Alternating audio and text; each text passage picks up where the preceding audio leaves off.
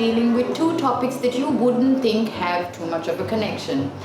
Global statistics show that 1 in 4 women experience some kind of abuse and 1 in 7 men do. Amilani Perera has decided to launch her collection called the Unbreakable Collection, in which she addresses gender-based violence.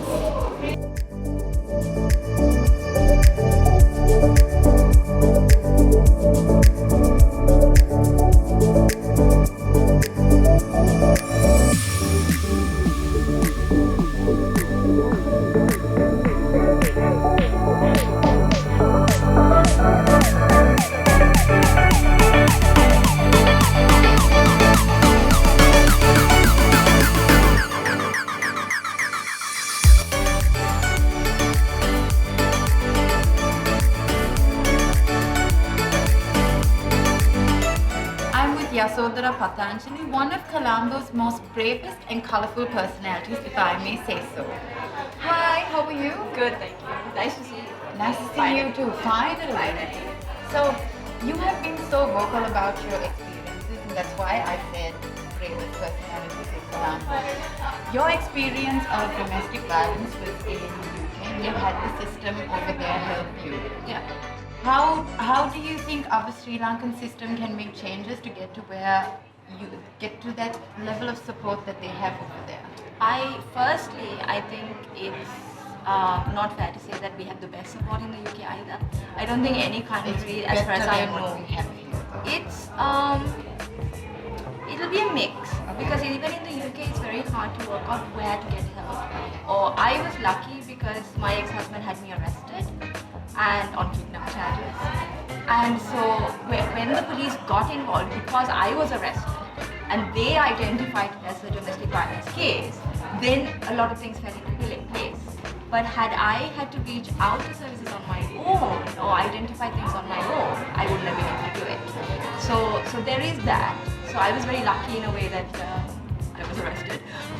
So there's that.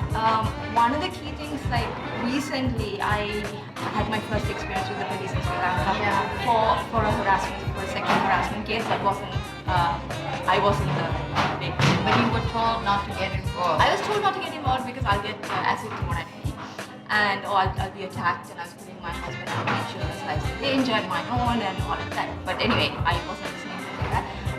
But what I found was there's not much sensitivity in handling it. So I had to go to the police meeting and sit within touching distance of the person that I accused. Oh my gosh. So obviously he had not harassed me. It was an okay situation. It was still uncomfortable. But what if it was the victim herself who had to sit right next to you? And this was just a digital thing, it wasn't even a physical thing. What if I've been raped? What if I've been beaten? What if I've been stalked? And I'm sitting right squashed next to this person? It's bad enough that you have to relive the trauma when you're talking about this, and then to have that person right there. Yeah, so I think, being in the same waiting room, waiting to be called in, as I said, sitting touching distance to each other, I think all of those things, those are like some of that that victim or the survivor's mental state and understanding of how to protect and comfort that person and make it easier for them to go through is something that Sri Lanka really needs to work on. Yeah. So this panel discussion that you listened to today, my thing is we need to do every single one of us. That's why earlier in the room I grabbed the mic and I said, survivor of childhood sexual abuse and domestic violence. Unless we all step it up and say, hey, I've been broke on the bus, I've been stopped, this has happened to me. Because shaming is the issue. Mentality and how it works, totally understand it. But we can also choose not to be shamed. That's true. Right? I very strongly choose not to be shamed. None of these experiences that I've experienced in my life are my fault. I didn't do anything to deserve to be treated this way. So why is it shameful for me? So I choose every single day not to be shamed. Therefore, I'm extremely loud about it. And I want other people to, because I'm a little sick of being loud. I know there's a few of us who are loud in Sri Lanka. But it needs to be everyone. It needs to be because it is everyone. We don't know a single woman or girl in Sri Lanka or anywhere in the world. Let's not make this a Sri Lankan problem. It's a global problem. We don't know a single woman or girl who hasn't experienced these things, right? So we all need to talk up, and men also have to understand that it's about them. Yeah. That at least a high percentage of the men that they associate with have done something. Because otherwise, every woman couldn't have suffered. This is true. This is true. I didn't mean to, but if everybody can be just loud, please, that would be great. Then I can go home and sleep. Thank you for your time. I am with the absolutely stunning Carolyn Jury, who is the current reigning Mrs. World. Hi Carolyn, how are you? I'm doing great. How are you? I'm very well. Excited as always to be in your company. So when Amilani asked you to be the showstopper, did she tell you about the domestic gender-based violence angle that they're going to have over here? Yeah, she definitely told me like United Nation Population Fund is coming on board, and the dress what I'm going to wear, every flower there's a story in it.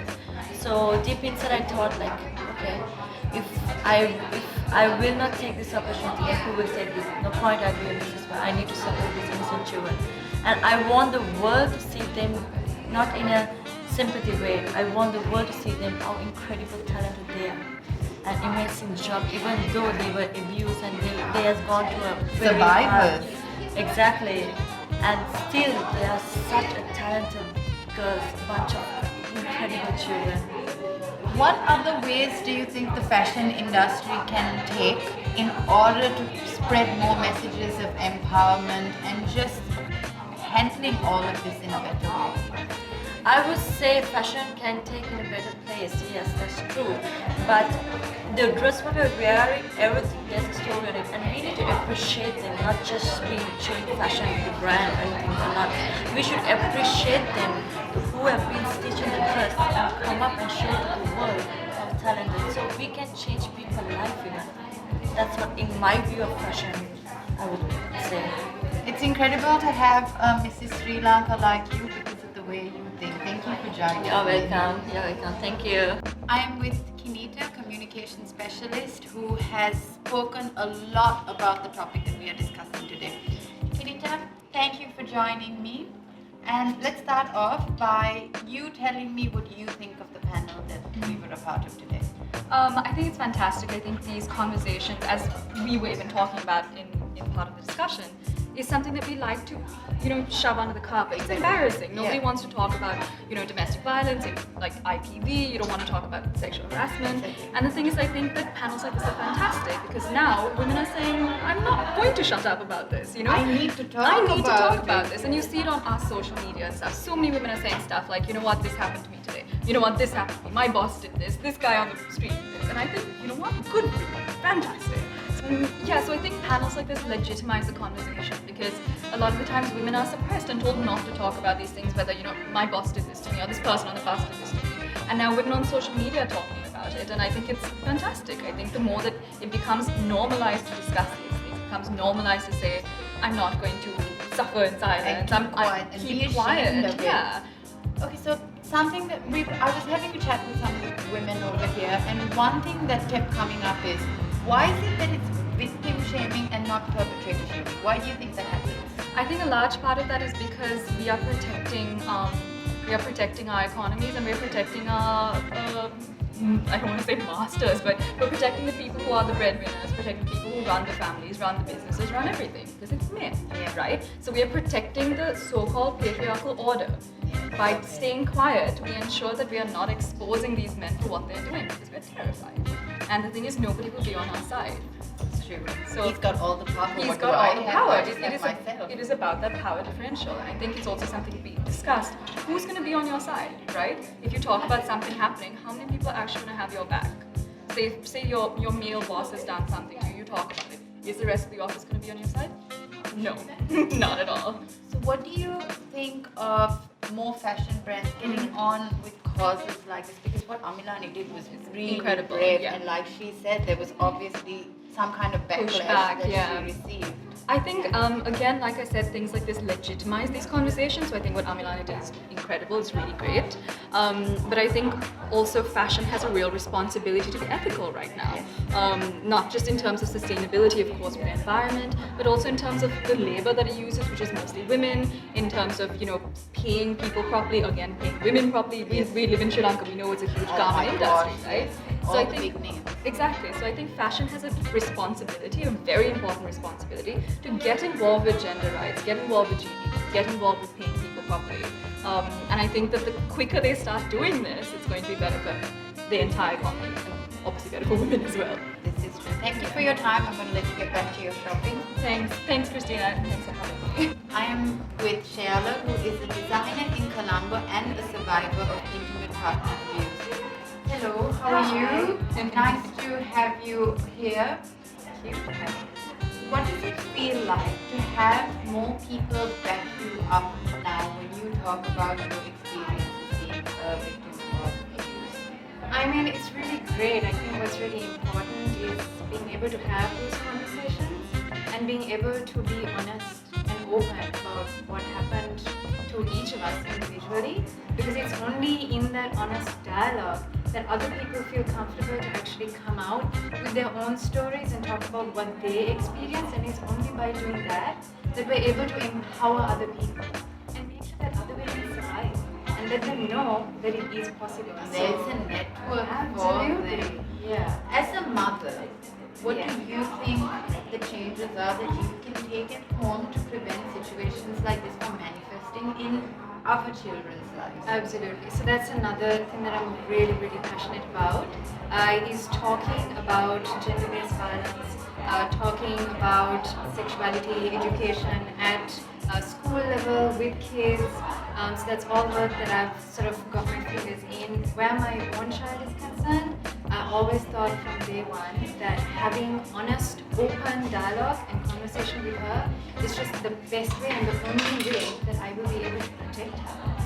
And to give her the tools and the resources for her to be able to think on her feet and for her to know that she has rights that are easily accessible, and to know that there are ecosystems of people and of places that will support her and anyone else that she knows of who needs her. You have an Instagram page on which you tend to have a lot of live conversations about violence and about overcoming it. Can you tell people at home how they can connect with you and be a part of this conversation? Yeah, absolutely. So you can find me with the handle @kpj_fitlife. Super easy to find. I'm very active on Instagram. The objective behind all of the conversations that I have and the work that I do with my Instagram is really enabling the survival journeys of other women. It's also about creating healthy mindsets. Thank you for your time. I'm going to let you get back to shopping. Yay. Have fun. It's nice to see you. Thank you.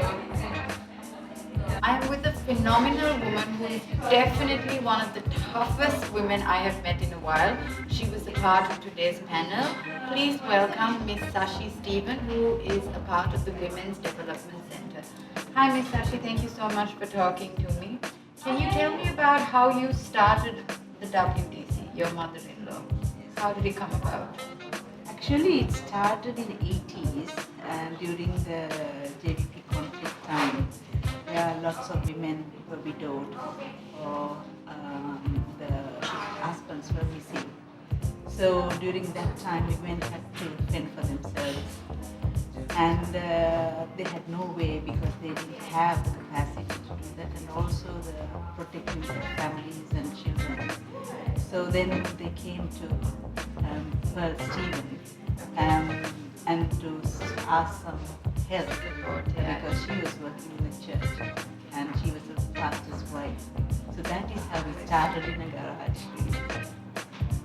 Having started over there and come to this point now where a part of your message has been on a fashion runway, what does it feel like for you? Amazing. Never anticipated coming into this arena and talking about violence against women. But this is a global issue. Yeah, it's not a local issue. it's not a local issue, but how local issues and the global issues come together, and we have to take a stand to prevent violence against women. Not to prevent, actually stop. And Eradicate it. Eradicate it completely. If there is someone who is watching who would like to support the Women's Development Center, is there any way that they can contact you or reach out? Yes, definitely, because we, anybody is welcome. We are in Candy, well, of course we are Candy-based organizations, but there are a lot of talent-based organizations as well. So we are here, we want to sort of reach out, and anybody wants to reach out to us, they are most welcome. They can, we are on website and anytime. Would you like to tell everyone the website, please? www.womendev.org. Thank you, Ms. Sashi, for your time and for everything that you taught us today. It was an honor to meet you. It's a pleasure. I am with Ms. Ritsu, the country representative for the UNFPA. Hi, Ms. Ritsu. Thank you so much for joining me. I wanted to start off by asking you, why did you choose Amilani Perera to be a part of this project? So Amilani had been really interested in addressing the issue of gender-based violence, and that's why how we came together. Okay. And her passion towards women's rights and willingness to help women who are in a difficult situation really inspired us. So that's why we decided to go together in this collaboration. So you worked with this collection with her. Can you tell me a little bit of the process that you all went through in order to put this out? Right. So first we were discussing what's the main concept for this collection, and we went through a very lengthy discussion what should be the key element of the collection. Yes. So she had this idea of depicting the process of healing, which we really thought it was wonderful and also beautiful, but also a strong message that women are strong. Survivors. Yes, It doesn't survivors. matter. Exactly. So it's not just about the women as victims, but it's about really gaining the strength. Overcoming. Yes, exactly. So that was the very sort of collaborative process. For the UNFPA personally, what was it like getting your message out there on such a big platform like the Fashion Week? Yeah, it was just phenomenal actually. We were all so excited, and it was just so emotional actually to see our logo there with this wonderful collection that you have seen. It's not only beautiful, but it's just so powerful. And its message was extremely clear. And we were also happy that there was a Sinhala and the Tamil language used in the collection that is very original and Sri Lankan. So we were so proud and really happy to receive this beautiful collection. If there is someone at home in a situation of gender-based violence, is there any message that you would like to tell them? I want to tell them that they are not alone at all, and we are with them. And there are so many support systems that you can tap into. So we really like them to speak to someone they trust and come to a safe space where they can be really feeling like a normal human being. We totally understand that the situation is difficult, but there is help and there is hope for them to know that. Thank you, Ms. Ritsu, for everything that you do, not only for the UNFPA, but for us as well, because this is something that you are doing for us because it betters our society. So thank you for that. Thank you. I am with the star of this day, Amilani Perera. Hi, Amilani, how are you? Hello, I'm doing great. This is absolutely incredible what you have done. This collection, The Unbreakable, and what you have put out there with the message. Why did you decide to go for the name The Unbreakable? So Unbreakable was it's a partnership with UNFPA. So what we had was we had a discussion on how we should go about it and what the project name should be. And then definitely the whole collection is about empowering a woman And surviving and letting them know that that is not the end of the day. You have a bright future. You can stand up on your own. So with United Nations Population Fund and with the team discussion, we came up with the name Unbreakable. So the colors in this collection, they're a wide variety, but they're supposed to signify a deeper meaning. What is that? So that's the first thing which I decided when I was initially designing the collection. So the colors represent the deep burgundies and reds that represents the abuse and the violence journey of going through abuse of the woman's life. And slowly with the prints, I'm transferring the girl into the growth section where she grows within the painting and she is becoming stronger and stronger. And when it comes to the blush pinks and the pastels along with the feather detailing, it portrays the freedom and the empowerment. And that lovely feeling Yes. that you get when you know that Yes. no one can control you, only you can control yourself. Today has been a day full of heavy conversation and really upsetting stories. But as you can see, we are taking a step in the right direction in order to eradicate gender-based violence. If you see a situation in which you can help make a change, please speak up. Until then, stay tuned. This is Christina Brito signing off.